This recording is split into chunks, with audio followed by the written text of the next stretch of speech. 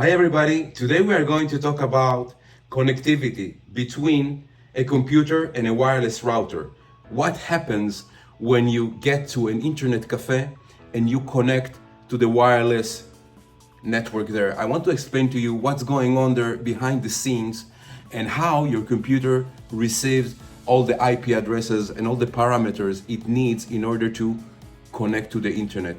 I will also explain to you how to protect against different attacks that can happen whenever you connect to a wireless network. So welcome to Simply Learn Tech. My name is Juan. I am a cybersecurity consultant. I work all over the world and I help companies to protect against cyber attacks. The first step that occurs when you connect to an internet cafe is your computer or your mobile phone shows you all the available wireless networks in the area. It shows you the SSID. SSID stands for Service Set Identifiers. Okay? Every router publishes its name of the wireless network, and this is called the SSID. So you choose the SSID of the internet cafe and you make the connection. What happens after that? So the wireless router is the device that is responsible to assign to your device an IP address. An IP address is basically a number that identifies your computer. Every device that is connected to the internet must have a unique IP address. That IP address will be assigned to your computer by the wireless router. The wireless router is acting as a DHCP router. What is DHCP? DHCP stands for Data Host Configuration Protocol. So the wireless router is acting as a DHCP server. The wireless router also, it's called router because it routes data packets from your device to the internet. Okay, so it routes all the packets out to the internet and it retrieves the packet of data to your computer from the internet. This is basically what the wireless router is doing. Okay, assigning an IP address and other parameters that we will see to your computer, and also routes packets from your computer to the internet and vice versa. One question that I always get is, Juan, what about the IP address? Does the IP address is a fixed number? No. Every time you connect to a different network, you will probably get a different IP address. The IP address depends on the network that you connect to. Let me show you here quickly how I see the IP address in my computer. So what I do is, first of all, I type Windows R and I'll get the command line. I will type CMD and then I get this black window and I will type ifconfig. ifconfig, I get the information about the IP address and the default gateway and also the subnet mask of my computer. So we can see here the IP address that was assigned to my computer by my home router. So every place I connect, I will probably get other information that I'm receiving from the wireless router is the default gateway, subnet mask, DNS server, and DHCP server. What are those parameters? So first of all, let me show you how I get and see this information in my computer. So I will go again to I will press the Windows R button, type CMD, I will get this black window, which is called actually the command line, and I will type ipconfig/all. So you can see here that I get a default gateway, a DNS server, DHCP server, and subnet mask. The default gateway is the IP address of the wireless router. My computer needs to know what is the IP address of the device that sends traffic out. That's why your computer needs to know what is the default gateway. When he wants to send traffic to the internet, he will send the traffic to the IP address of the default gateway, and then the default gateway will send it to the internet. What is the DNS server? DNS server is very important server that is an essential component in the internet. So remember that I told you in the beginning that every computer needs to have an IP address. When you connect also to a server, when you type an address in the URL address in your browser, you type, for example, facebook.com, right? Okay, but what's going on behind the scenes is that your computer is consulting the DNS server what is the IP address of facebook.com, because it needs to translate a domain name like facebook.com. Facebook.com is a domain name. So it needs to translate it to an IP address in order to access the website of Facebook, okay? So basically what is a DNS server? We call it the yellow pages of the internet, where we have domain names such as facebook.com and the IP address that corresponds to this server, to this website.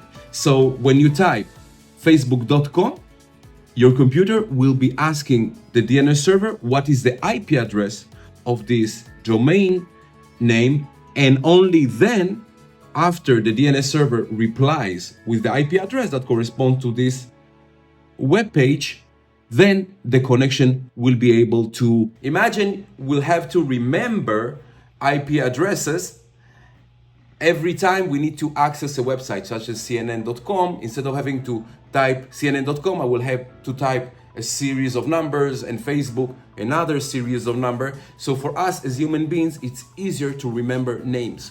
So the DNS stands for domain name service, and it helps us human beings not having to remember IP addresses, having to remember names. So it translates names, domain names, to IP addresses. That's the role of the DNS. Another important parameter that we get from the DHCP is what is the IP address of the DHCP server. So you can see that in my case, the default gateway and the DHCP server have the same IP address. The DHCP server is the server that his role is to assign IP addresses to new devices in the network.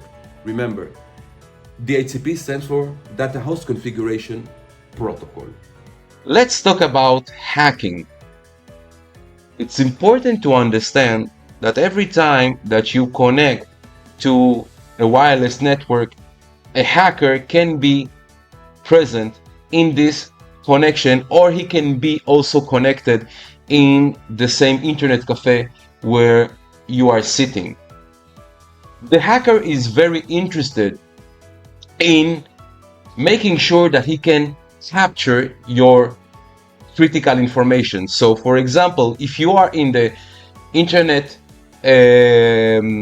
coffee shop and you are connected through wireless to their network, whenever you type information, this information leaves your browser and travels through the air. So a hacker, what he can do, he can capture this information because it's very easy to capture everyone using a wireless card or a wireless interface with a sniffer. What is a sniffer? A sniffer is a software that the hacker will be using to capture this information traveling in the air.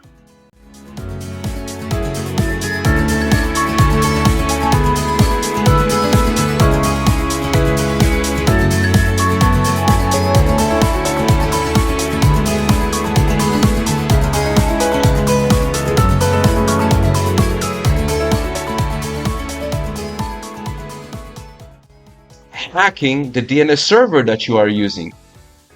Imagine every time you're trying to go to google.com, the DNS server will redirect you to a malicious website. What the hacker did, he hacked the DNS server that you are using and changed the entry from google.com to the original website. He will change the entry to an IP address that the hacker himself controls. So every time you will be going to google.com, you will be redirected to a malicious website, and then the hacker will be able to install malware in your browser just because you access that false google.com website. Okay, it's called DNS attack.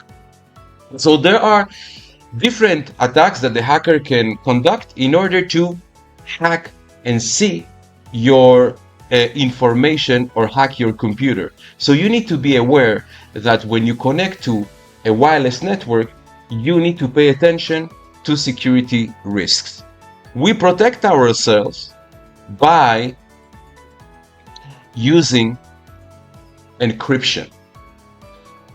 As you can see here, every time I access a website, I make sure that it says HTTPS in the URL. HTTPS, the S means SSL, Secure Socket Layer. Basically what it means, that all traffic between this website and the browser is encrypted and protected from any attacks. That's what it means, and this is very important security control. also, you want to make sure that auto connectivity is disabled. You don't want your mobile device to connect automatically to whatever wireless network. You want to control it. So disable auto connect. Avoid using sensitive websites when you are connected to a wireless network, a public wireless network. If you are connected to your home, no problem. But if you connect to whatever public Wi-Fi, make sure you're not doing any transaction with your bank. Better to use data of your phone, much more secure, or waiting to connect your device to your wireless network at home. It's better to use VPN. If you can use a VPN, virtual private network, make sure to use it. It will add another layer of security. And I will explain to you what layer of security it will add. If you are using only HTTPS, it's good security.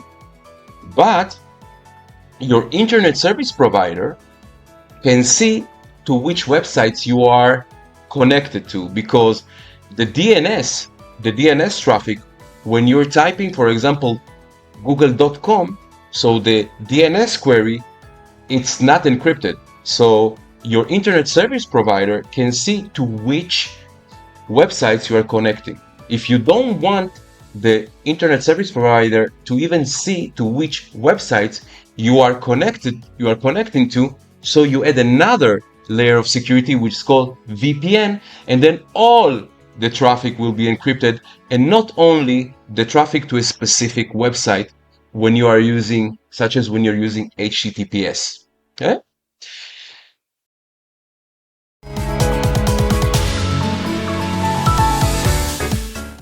It's very important to update your computer with the latest updates.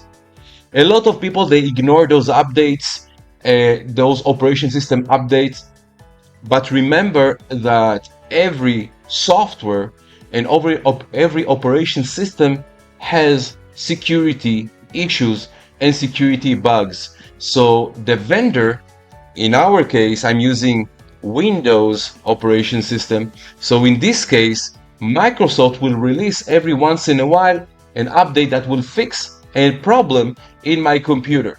So if I want my computer to stay secure, I need to make sure that I install all the updates. And this is something that a lot of people ignore. Again, make sure that every time you see a message that there is an update, make sure that you install the update.